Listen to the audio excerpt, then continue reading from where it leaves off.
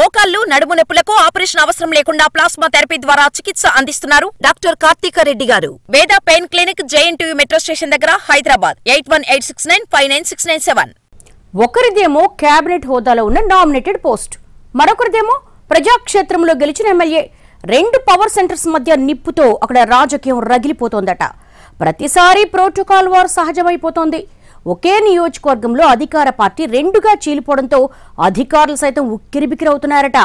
ఏ నియోజకవర్గంలో ఉందా సిచ్యువేషన్? ఎవరా ఇద్దరు నేతలు?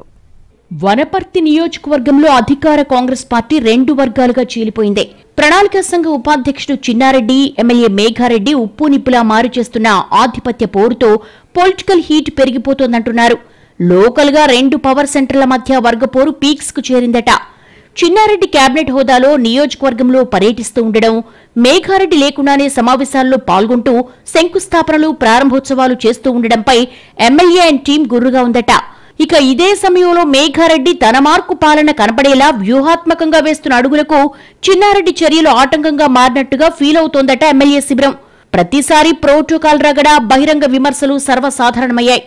అసెంబ్లీ ఎన్నికల టైంలో వనపర్తి సీటును ముందు చిన్నారెడ్డికే ప్రకటించినా ఆ తర్వాత మారిన పరిణామాలకే మేఘారెడ్డిని బరిలోకి దింపింది అధిష్టానం. ఇక అప్పట్నుంచి పోరు మొదలైందని అంటున్నారు. తమ గెలుపు కోసం చిన్నారెడ్డి అండ్ టీం యాక్టివ్గా పనిచేయలేదని, టచ్ మీ నాట్ అన్నట్లుగా వ్యవహరించారన్నది ఎమ్మెల్యే మేఘారెడ్డి వర్గం ఆరోపణ. మరోవైపు చిన్నారెడ్డి సీనియారిటీ, సీఎం రేవంత్ రెడ్డితో ఉన్న అనుబంధం లాంటి అంశాల ప్రాతిపదికన ఆయనకు రాష్ట్ర ప్రణాళిక సంఘ ఉపాధ్యక్ష పదవి దక్కింది. అయితే రాష్ట్ర స్థాయి కేబినెట్ హోదాలో ఉన్న చిన్నారెడ్డి మాత్రం వనపర్తి అసెంబ్లీ సెగ్మెంట్ కి ఎక్కువ సమయం పరిమితమవుతూ ఉండడంతో ప్రోటోకాల్ రగడ రాజుకుంటోందట. ఇక గతంలో ఇదే నియోజకవర్గం నుంచి చిన్నారెడ్డి ఎమ్మెల్యేగా ప్రాతినిధ్యం వహిస్తున్నప్పుడు మాజీ మంత్రి నిరంజన్ రెడ్డి ప్రణాళిక సంఘ ఉపాధ్యక్షుడిగా బాధ్యతలు నిర్వహించారు. ఆ సమయంలో చిన్నారెడ్డికి, నిరంజన్ రెడ్డికి మధ్య ప్రోటోకాల్ వివాదాలు కొనసాగాయి. ఆ సమయంలో చిన్నారెడ్డి రాష్ట్ర ప్రణాళిక సంఘ ఉపాధ్యక్షుడికి వనపర్తిలో ఏం పని, రాష్ట్రం మొత్తానికి పనిచేయాలి కదా అంటూ మండిపడ్డారు. ఇప్పుడు ఆ వీడియోను మేఘారెడ్డి వర్గం సోషల్ మీడియాలో వైరల్ చేస్తోంది. అప్పుడు తప్పని చెప్పిన చిన్నారెడ్డి ఇప్పుడు చేస్తోంది ఏంటని ప్రశ్నిస్తోంది.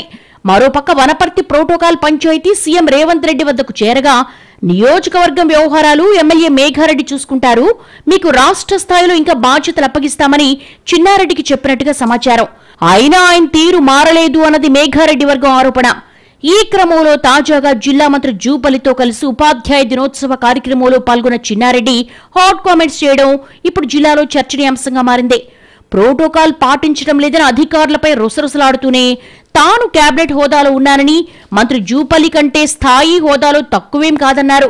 అలాగే ఫ్లెక్సీలో తన ఫోటో చాలా చిన్నగా వేసి ప్రతిసారి అవమానపరుస్తున్నారంటూ మండిపడ్డారాయన. ఇన్ని రోజులు సహించారని, ఓపిక కూడా ఓ హద్దుంటుందని ఆగ్రహం వ్యక్తం చేశారు. సౌమ్యుడన్న పేరున్న చిన్నారెడ్డి బ్లాస్ట్ కావడం వెనుక ఆంతర్యం ఏంటని వెతికే పనిలో పడ్డారు రాజకీయ విశ్లేషకులు. ఎమ్మెల్యే మేఘారెడ్డికి మంత్రి జూపల్లి అనుచరుడనే పేరుందే. ఎన్నికల టైంలో పేర్లు మారిపోవడం వెనుక జూపల్లి మంత్రాంగం ఉందని కూడా నమ్ముతోందట చిన్నారెడ్డి శిబిరం. ఆ క్రమంలోనే ఒకే వేదిక మీద బ్లాస్ట్ అయ్యారని అంటున్నారు. రెండు పవర్ సెంటర్ల మధ్య నెలకొన్న వివాదాలు అధికారులకు తలనొప్పిగా మారినట్టుగా తెలుస్తోంది. కరవమంటే కప్ప కోపం, విడవమంటే పాము కోపం అన్నట్లుందని అధికార ఉద్యోగ వర్గాల్లో చర్చ సాగుతోంది. స్థానిక సంస్థల ఎన్నికల టైం దగ్గర పడుతున్నందున ఈ వివాదం ఎట్నుంచి ఎటు టర్న్ అవుతుందన్నది కాంగ్రెస్ వర్గాల టెన్షన్.